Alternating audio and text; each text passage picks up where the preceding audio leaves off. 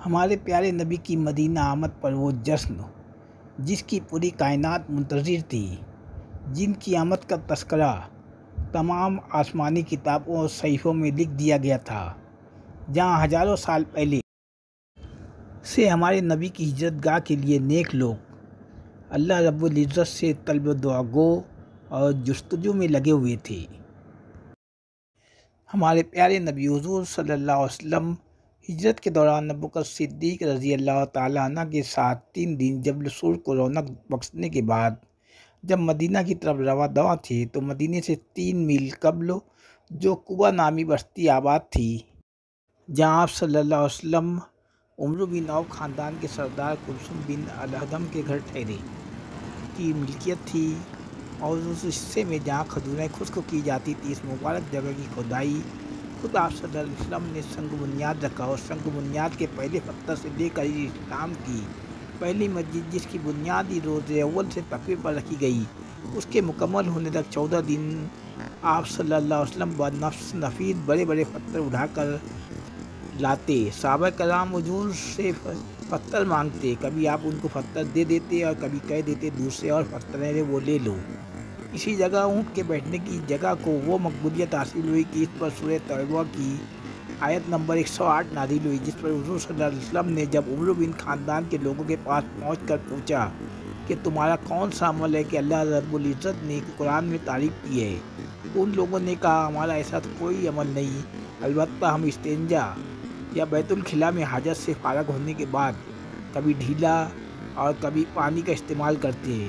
حضور صلی اللہ علیہ وسلم نے فرمایا تمہارا یہی عمل ہے جس کی اللہ تعالیٰ نے قرآن میں تعریف کی ہے، بے شک اللہ تعالیٰ پاکیزہ لوگوں کو پسند کرتا ہے۔ مسجد حرم، مسجد نبی اور مسجد اقصیٰ کے ساتھ ساتھ مسجد قباء بھی بڑی عظمت والی مسجد ہے۔ حضور صلی اللہ علیہ وسلم ہر رمضان کی 17 تاریخ کو یوم بدر پر ہر سنیچر مسجد نبی میں فجر کی نماز پڑھ کر قباء میں نماز اشراق کی ادائیگی، اور جب بھی موقع ملتا کبھی پیدل تو کبھی سواری پر مسجد قباء پہنچ جاتے۔ حضرت عمر رضی اللہ تعالیٰ عنہ فرماتے ہیں کہ میں ایک مرتبہ اپنے دور خلافت میں جب مسجد قباء پہنچا تو مسجد قباء میں کسی کو نہیں پایا تو مجھے سخت صدمہ ہوا۔ وہ منظر آج بھی میری آنکھوں کے سامنے گھوم رہا ہے جب اس مسجد کی تعمیر میں اللہ کے رسول بڑے بڑے وزنی پتھر اٹھا کر لاتے۔ عقیدت مند کہتے اللہ کے رسول ہمارے ماں باپ آپ پر قربان، آپ چھوڑ دیں ہم اٹھا لیں گے۔ آپ نے ہر صحابہ کو ترتیب سے ایک ایک پتھر رکھنے کا حکم دیا تھا۔ یہ اللہ رب العزت کا احسان ہے کہ اس مسجد کو اتنے قریب بنایا ہے۔ اگر یہ مسجد دنیا کے کسی بھی کونے میں ہوتی تو ہم وہاں پہنچنے کے لیے اپنے اونٹوں کے جگر چاک کر دیتے۔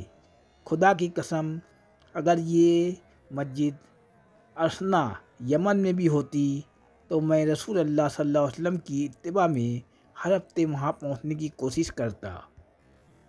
مسجد قباء میں نماز پڑھنے کا ثواب ایک عمرے کے برابر ہے۔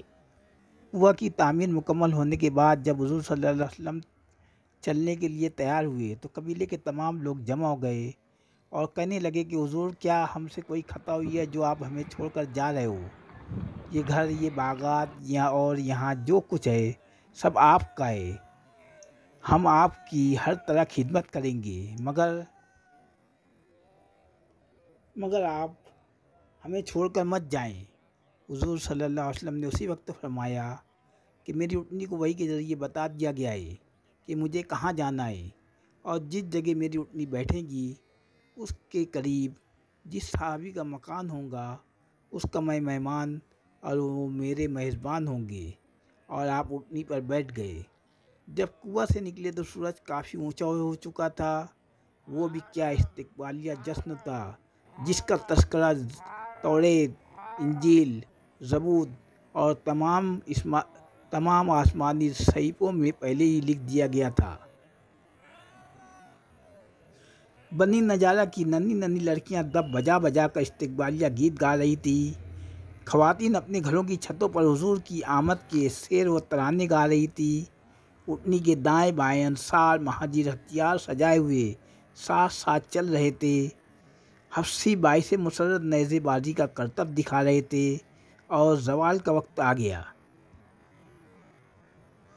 یہاں سالم بن عوف کا قبیلہ آباد تھا۔ اسی جگہ جبریل امین جمعہ کے احکامات لے کر آئے تو آپ صلی اللہ علیہ وسلم نے فوراً اپنی اونٹنی سے اترے اور اسی جگہ عالم اسلام کے پہلے جمعہ کے 2 خطبے دیے اور نماز جمعہ پڑھائی۔ اسی جگہ پر مسجد بن جانے کے بعد مسجد جمعہ کہلائی۔ رسول صلی اللہ علیہ وسلم پھر آگے بڑھے تو اپنی نندیال بستی میں آپ پہنچے۔ وہاں کے لوگوں نے بھی آپ کو اپنے گھر میں ٹھہرنے کی خواہش کا اظہار کیا کہ رسول صلی اللہ علیہ وسلم کی مہربانی کا صرف انہیں ہی حاصل ہو، مگر رسول صلی اللہ علیہ وسلم نے وہی کہا کہ میری اونٹنی اللہ تعالیٰ کی طرف سے مامور ہے اور اسے بتا دیا گیا ہے کہ اسے کہاں بیٹھنا ہے۔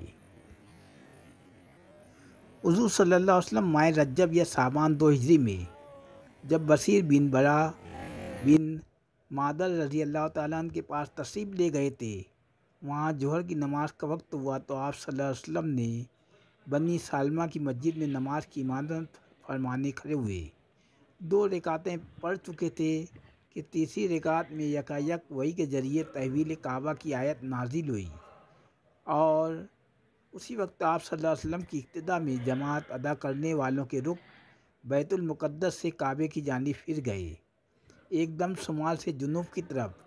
یہ بات قابل ذکر ہے کہ ابتدائی میں اپنی زندگی میں تقریباً 20 ماہ بیت المقدس ہی قبلہ تھا اور بیت المقدس سے حضور صلی اللہ علیہ وسلم معراج کے لیے تشریف لے گئے تھے، لیکن ان تمام وقتوں میں حضور صلی اللہ علیہ وسلم کی یہ دلی تمنا رہی کہ مسلمان حضرت ابراہیم علیہ السلام کی تعمیر کعبہ خانہ کعبہ کی طرف رخ کر کے نماز ادا کرے۔ حضور صلی اللہ علیہ وسلم بار بار اس تمنا کے لیے آسمان کی طرف دیکھتے تھے۔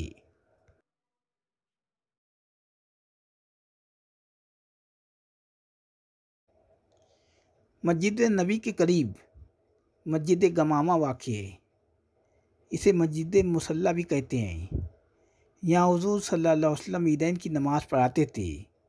اسی مقام پر حضور صلی اللہ علیہ وسلم نے نماز استسقاء پڑھائی تھی، تو اسی وقت اللہ عز و جل کی رحمت سے بادل نمودار ہو کر بارش گمامہ ہوئی۔ گنبد خضرا کی تعمیر 980 ہجری میں سلطان سلیم ثانی نے اور پھر 1233 ہجری میں سلطان محمود نے اثر نو تعمیر کر کے 1255 ہجری میں اسے سبز رنگ کیا، جبکہ وہ اس سے پہلے سفید رنگ کا تھا۔ 678 میں الملک المنصور کلدون سلائی نے سب سے پہلے روضہ اقدس صلی اللہ علیہ وسلم پر گنبد قبہ بنایا تھا۔ گنبد کے نیچے سے مربع اور اوپر 8 گوشہ نما مصمم تھا۔ 886 میں الملک اشرف قائد بائی نے مسجد کی تعمیر و مرمت کے لیے سنکر جمالی کو بھیجا، جس نے اس گنبد کے پاس مزید گنبد تعمیر کیے۔ 2 سال بعد روضہ اقدس کی لکڑی کی مبارک جالیوں کی جگہ پیتل کی نہایت لبھانے والی جالیاں بنوائی۔ سلطان سلیم رومی نے روضہ اقدس کا سنگمرمر کا فرش بچھایا۔ منبر رسول اور قبر شریف کے درمیان کا حصہ ریاض الجنہ ہے۔ حدیث ہے کہ میرے اور منبر کے درمیان جو جگہ ہے وہ جنت کے باغوں میں سے ایک باغ ہے۔ گھر سے مراد حضرت عائشہ رضی اللہ تعالیٰ عنہ کا حجرہ مبارک ہے۔ جنت کا یہ ٹکڑا قیامت کے دن جنت میں چلا جائے گا۔ گنبد خضرا کے قریب ہی جنت البقیع واقع ہے، جس میں حضور صلی اللہ علیہ وسلم کی لاڈلی بیٹیاں فاطمہ رضی اللہ تعالیٰ عنہ، رقیہ رضی اللہ تعالیٰ عنہ، ام کلثوم رضی اللہ تعالیٰ عنہ اور زینب رضی اللہ تعالیٰ عنہ، آپ کا بیٹا حضرت ابراہیم رضی اللہ تعالیٰ عنہ کے علاوہ حضرت حسن رضی اللہ تعالیٰ عنہ، فاطمہ بن سعد، حضرت علی رضی اللہ تعالیٰ عنہ کی والدہ اور جعفر بن طالب کے علاوہ ام المومنات امام مالک رحمۃ اللہ علیہ، امام جعفر رحمۃ اللہ علیہ اور ہزاروں صحابہ کرام مدفن ہیں۔ ہر مسلمان مدینہ آ کر موت اور اس قبرستان میں دفن ہونے کی خواہش رکھتا ہے۔ فرمان رسول ہے، جس نے حج کیا پھر میری قبر کی زیارت کی تو گویا اس نے میری زندگی میں میری زیارت کی۔ 2، جس نے میری قبر کی زیارت کی اس پر میری شفاعت واجب ہوں گی۔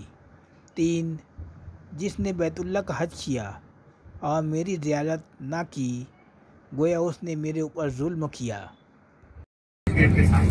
اور وہ مسجد سجدہ، جب اللہ کا حکم آیا نا، اے پیارے حبیب، جو آپ کا امتی آپ پر ایک دفعہ درود پڑے گا میں اس پر 10 رحمتیں نازل کروں، آپ نے اللہ کا شکر ادا کیا۔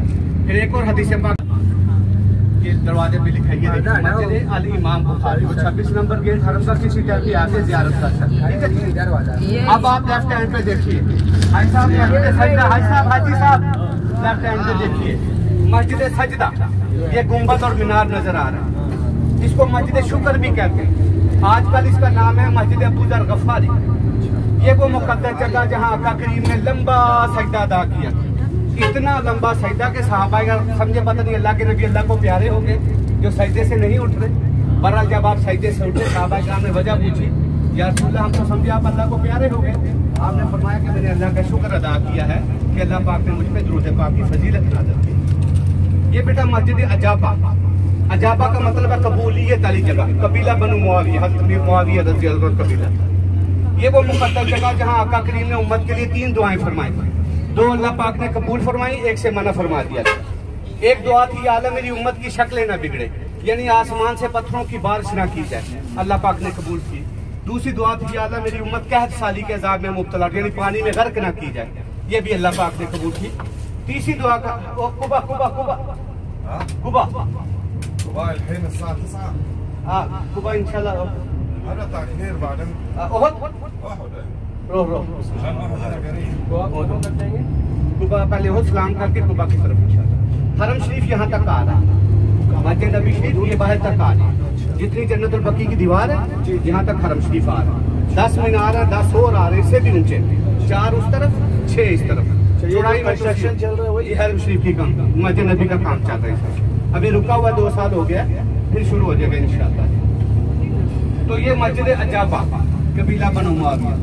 تیسری دعا کا آپ ارادہ فرمانے لگے تھے، یا اللہ میری امت آپس میں پیار محبت اتفاق میں رہے، تو جبرائیل علیہ السلام آ گئے، یا رسول اللہ پاک فرما رہے ہیں کہ یہ دعا نہ کرے، اس میں اللہ کی حکمت ہوگی۔ جو بھی مسلمان دنیا میں اپنے حصے کا پیار محبت اخلاق ملا جائے گا انشاءاللہ وہ اپنی آخرت صحیح کر جائے گا۔ ویسے بھی حدیث پاک ہے کہ تم میں سے بہترین وہ ہے جس کے اخلاق اچھے ہیں۔ تو اللہ کی حکمت ہر کام میں، سارے کام اللہ کے ذمہ ہو جاتے تو ہم نے کیا کرنا ہے؟